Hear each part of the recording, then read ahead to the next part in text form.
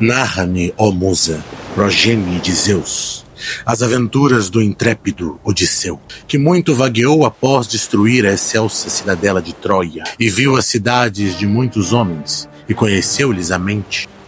Muitas dores sofreu no vasto mar, lutando com bravura para salvar a própria alma e trazer os companheiros ao lar. Mas nem mesmo assim conseguiu poupá-los, por mais que o desejasse, pois, por sua loucura, pereceram, insensatos, que devoraram os bois do sol Hélio, o que tudo vê, e o Deus irado roubou-lhes o dia do retorno. Dessas coisas, ó filha de Zeus, divina, canta a nós, começando por onde quiseres, a saga do homem astuto, cujo nome ecoa entre os mares e os tronos dos deuses.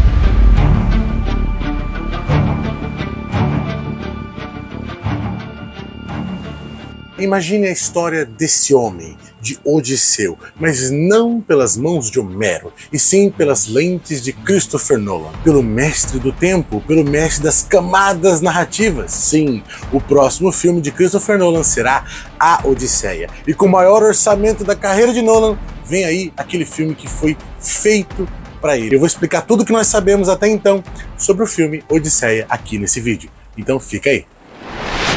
Le chevalier sans nul arrêt va chevauchant par la forêt.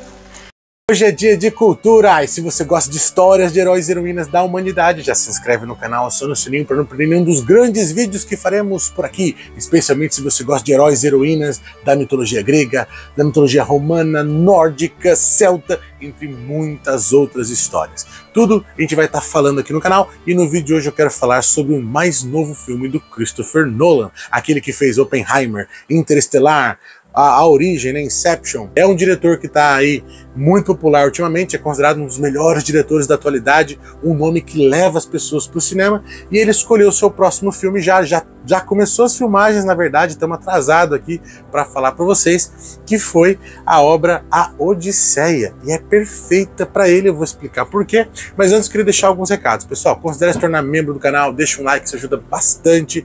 Gostaria de convidar todo mundo também para o Clube de Leitura sobre Contos Arturianos, uma parceria do Cultura Heróica com o Clube Livros sobre Livros. O link de inscrição está aqui debaixo, na descrição do vídeo, e lá você pode até ganhar um desconto para esse clube de leitura sobre contos arturianos que faremos no segundo semestre de 2025. E falando em 2025, no ano que vem, chega então o próximo filme do Nolan, e será A Odisseia. Pessoal, o elenco já está confirmado, as filmagens já começaram, a gente já está com imagens, vou mostrar as imagens para vocês, tudo que a gente sabe sobre essa obra. Quando a gente fala de uma adaptação cinematográfica, não vai ser a mesma coisa que a obra do autor. Apesar de ter muitas adaptações da Odisseia já para o cinema, algumas excelentes, outras nem tanto. Teve em 2024 aí, O Retorno se chama Eu Não Gostei Tanto, comparado com, por exemplo, a Odisseia de 97, que é um dos meus filmes favoritos. Eu acho que é a melhor adaptação cinematográfica de uma obra mitológica, tá? Junto com o filme Excalibur.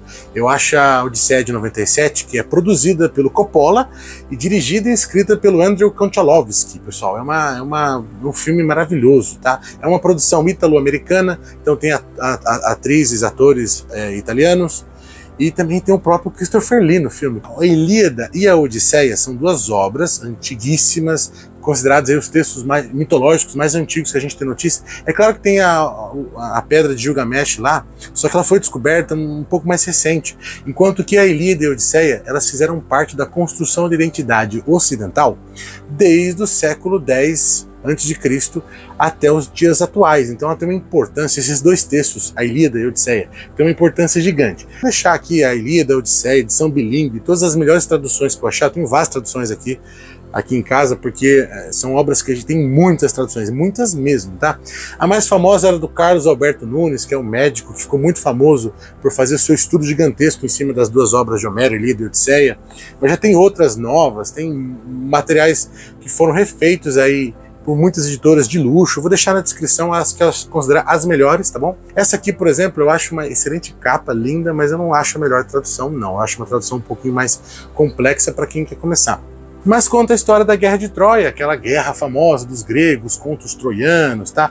A Ilíada é um livro que começa no meio da guerra, com uma situação de Aquiles com Agamenon, e termina com a luta de Aquiles e Heitor e seu desfecho. Eu não vou dar spoiler. E depois do desfecho tem o funeral daquele que perdeu. Também não vou dar spoiler, né? Mas acaba no funeral, nos eventos, nos rituais fúnebres de uma certa pessoa. É só até aí. A guerra não acaba, não tem fim, tem muito mais coisa pela frente.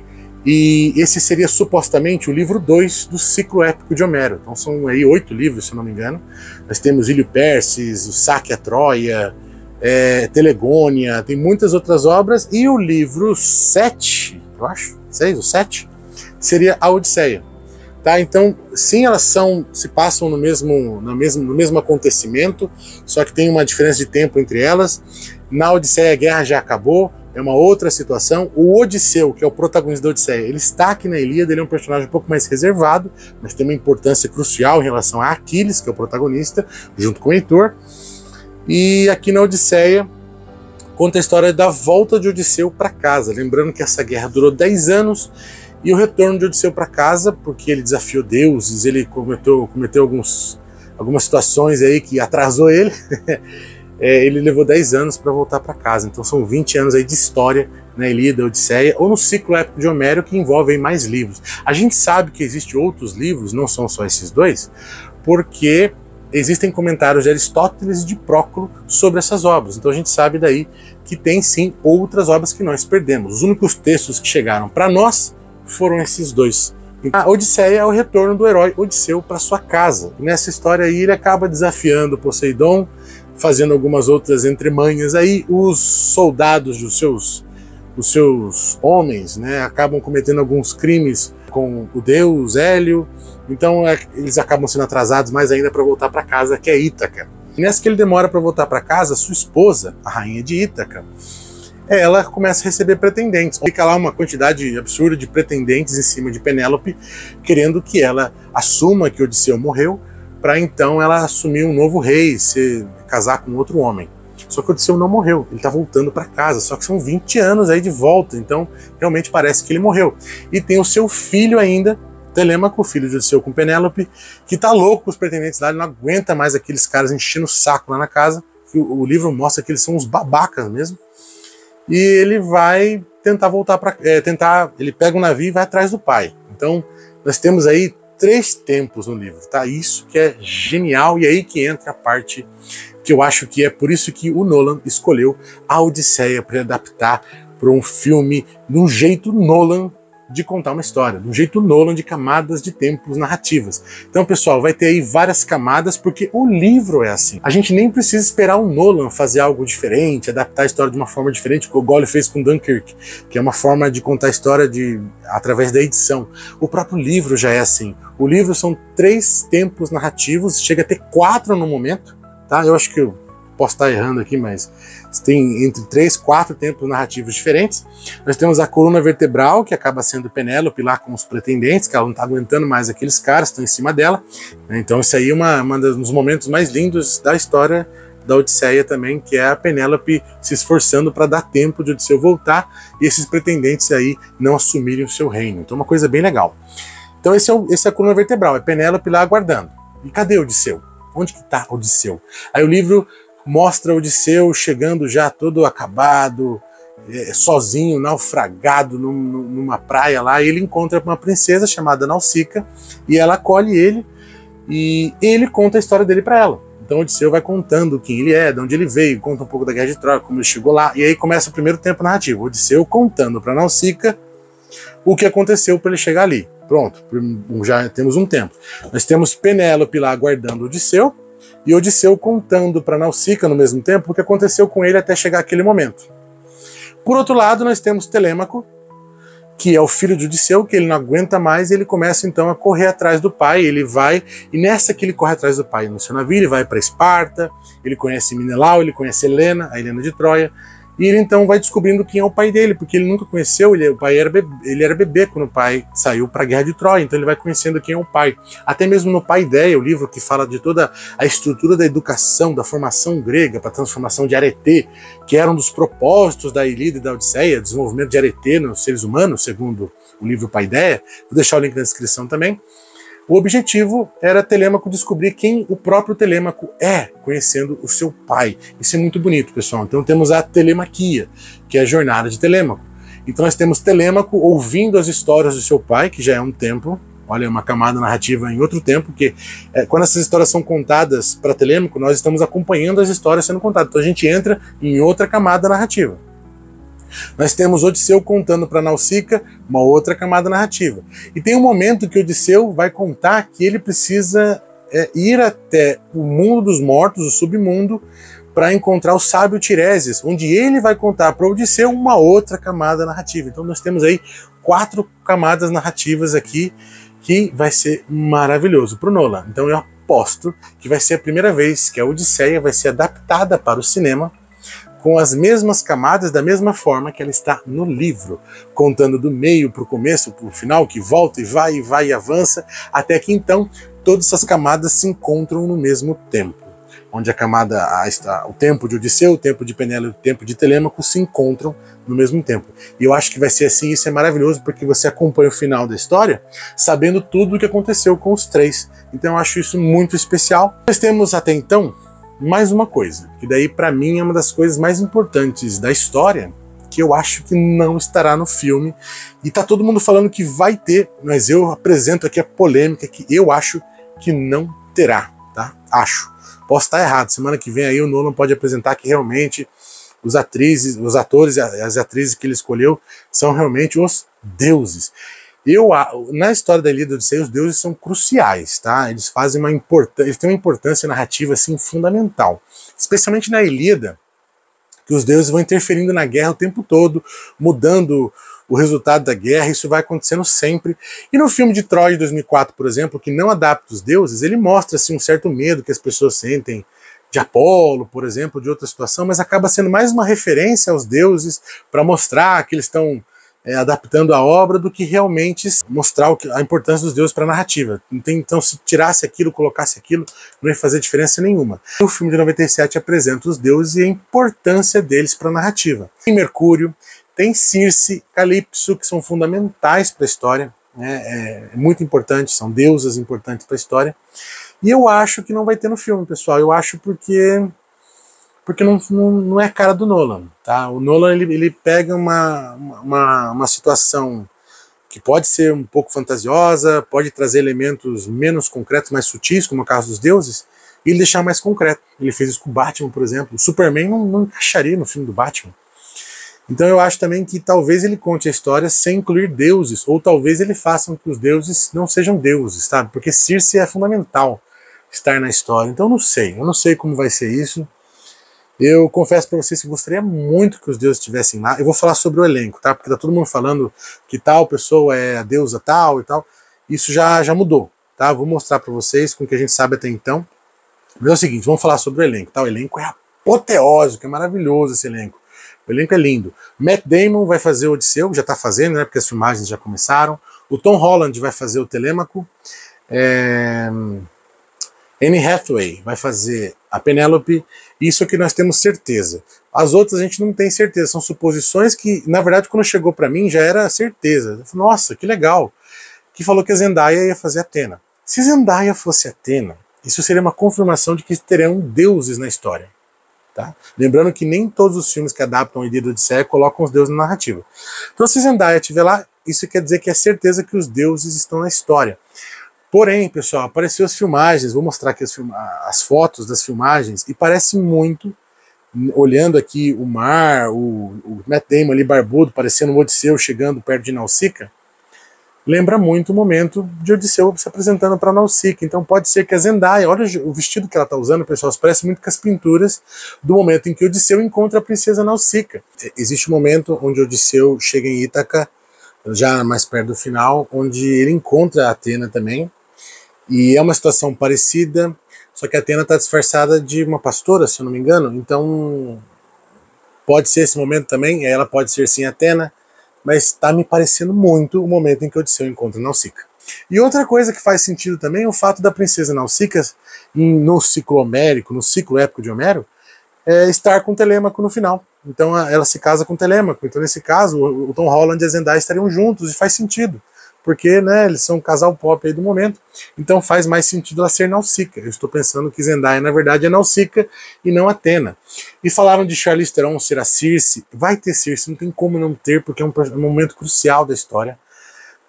Mas tudo isso eu acho que talvez seja, o Nolan mostra como algo simbólico, sabe? Ele vai entrar numa caverna para encontrar o Tiresias, e ele não sabe se ele entrou no mundo dos mortos ou não. Estou supondo, tá, pessoal? Se você perguntar para mim o que eu quero que tenha mundo dos mortos, Cérebro, Kraken, Polífemo, apareça lá o Ciclope gigante com um olho só. E talvez não tenha deuses, pessoal. Eu queria muito que tivesse, mas eu acho que não terá, porque não me parece algo do Nolan. Se ele colocar deuses e ele fizer uma narrativa não linear de camadas, como é originalmente o livro da Odisseia, nossa, eu acho que tem tudo para ser um filmaço. Se não tiver deuses, ainda eu confio muito no Nolan, eu gosto muito do jeito que ele conta a história, eu acho que ele vai colocar na narrativa uma importância que as outras adaptações que tiraram os deuses não fizeram. Mas é muito difícil para a Odisseia não ter deuses, tá? Eu acho muito difícil contar essa história, mas eu acho que o Nolan, que é um cara que se prepara com muita antecedência, eu acho que realmente vai ter algo interessante, algo a serviço, e eu acho que pode ser sim o melhor filme da carreira dele. Acho que pode ser. Inclusive já é o filme mais caro da carreira dele, se eu não me engano foram 250 milhões, o maior orçamento que ele está usando já para fazer um filme. E tem as imagens lá do Matt Damon como Odisseu. Não gostei da armadura, achei que ficou mais romano do que grego, mas tudo bem. Não gostei da armadura do Telêmaco também, estou mostrando aqui para vocês. Acho que ficou meio estranho, parece algo, sei lá, algo mais atual, um design mais atual, que não utilizou nada do que a gente acha que as pessoas utilizavam na época, né? Acho no sentido que o que a gente teve descobertas arqueológicas, suposições de como os gregos se vestiam naquela época, então são suposições, tá? Porque a descrição mesmo, se eu não me engano, a única descrição de armadura que tem é a que Vulcano faz, o deus Hefestos faz para Aquiles lá na Ilíada. Fora isso, eu acho que não tem muita descrição de armadura, mas também não gostei, não me pareceu muito verossímil historicamente. Porém, pessoal, estamos vendo fotos. Se eu tivesse visto a armadura do Batman lá, antes do Batman Begins, ia achar meio estranho também, comparado com a do Michael Keaton, por exemplo, que é o que a gente tinha se acostumado. Então criou-se aí um padrão que talvez o filme não tenha, e aí por isso incomoda um pouco. Mas mesmo assim, eu não gostei muito da armadura do Matt Damon, do capacete, mas eu gostei da escolha do Matt Damon. Acho que ele vai ser um Odisseu bem legal. Anne Hathaway vai ser uma Penélope perfeita. Ela tem uma cara de Penélope mesmo. A Zendaya, como Princesa Nausicaa, porque é descrita como uma pessoa maravilhosa na Odisseia, assim, uma das pessoas mais reluzentes, mais divinas, sem ser deusas, que apresenta na Odisseia, também acho bem legal. Charlize Theron como Circe, que é a suposição que teve, tá? A gente pode descobrir que não é, vamos ver ainda por aí. Também acho que ficou bacana. Tem outras atrizes, outros atores já confirmados, mas ninguém sabe o papel. O Robert Pattinson tá no filme, mas ninguém sabe, talvez seja Hermes, talvez não sabemos. Então tem muita coisa a ser descoberta pro filme ainda, mas já estou super animado. Eu queria que vocês comentassem aqui, pessoal, deixa nos comentários, você acha que vai ter deuses? Você acha que o Christopher Nolan vai fazer essas camadas de tempo, né? Com certeza, né? Sim ou com certeza, mas você acha que terão os deuses na narrativa? Será que serão adaptações? Talvez uma Circe, que seja uma mulher que usa ervas e não necessariamente que engana o Odisseu com seus poderes, não sei. Vamos ver o que o Nolan vai contar aí, tô super animado com essa história, tô felizão. Deixa aí nos comentários se você já assistiu Odisseia de 97, que a gente vai comentar aqui no canal antes do filme chegar. E eu queria muito falar desse filme, que eu estou super animado, quero compartilhar com vocês tudo que eu for encontrando. Deixem aí nos comentários, comentem lá no Instagram o que vocês acharem do filme. Vão mandando aí pra gente poder comentar aqui no canal também, que eu tô animado com esse filme, quero comentar aqui com vocês, falar sobre essa produção até a chegada lá, porque eu tô animado mesmo. Vai ter um clube de leitura sobre os contos arturianos, vou deixar o link da pré-inscrição também, para você receber todas as informações que tiver sobre o clube de leitura. E galera, é isso. Queria muito falar da Odisseia aqui, que eu estou animado. Lembrando que a Odisseia e a Ilíada, segundo o Paideia, são histórias para nos ensinarem o que é arete, que é essa excelência humana, que é o que transforma seres humanos em semideuses, essa questão divina. Tanto é que o filólogo Carol Kenner, eu falei isso lá no começo do canal, ele nos ensinava, o filólogo, que quando os gregos chamavam as pessoas de semideuses, não estavam se referindo que eles eram literalmente filhos de Deus, mas era algo simbólico. Eram pessoas que apresentavam uma força divina, uma arete, uma excelência humana. E é isso que nos ensina a Ilíada e Odisseia. Essa excelência humana, essa arete, essa força, dava então um direcionamento para fazer escolhas semidivinas. Porque ser herói é uma escolha.